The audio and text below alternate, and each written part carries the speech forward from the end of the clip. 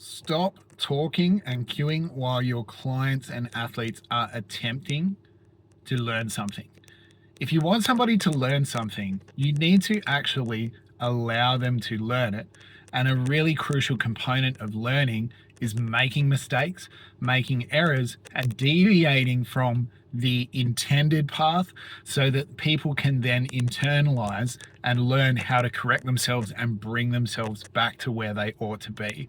However, a lot of coaches, and I used to do this in the past, end up helicopter mum coaching. And when people are making errors, we're so consumed with them doing it correctly and so consumed with the idea of trying to rescue our clients from doing something poorly that we step in too soon and we interrupt their internal process of skill acquisition. So remember, whenever anybody is learning anything, it's going to be a very mechanical process at first.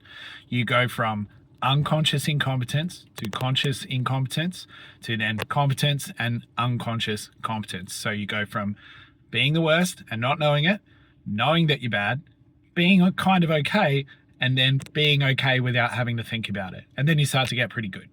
But if you interrupt any of those phases where people are actually trying to put these tools together, then you are interrupting the body's natural process of assimilating information, synthesizing that, and then producing a result. So remember that people aren't stupid, right? They will learn. But the biggest determinant of how well somebody is going to learn something isn't repeated cues or changing cues or constantly throwing information at them while they're under pressure, i.e. in the middle of a set or a run. It's allowing them time to synthesize and sit with it.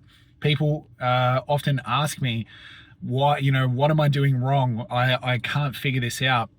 And my response to nearly all of my athletes, whether that be runners, rowers, wrestlers, powerlifters, whoever I'm working with, is give it some time. Give it a couple of weeks. I promise you it'll come together, right?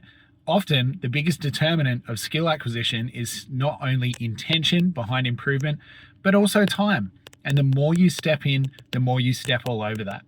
So coaches, if you want your clients to do better, shut up and let them do better. They'll get better, but don't keep changing cues. Don't keep throwing new information at them.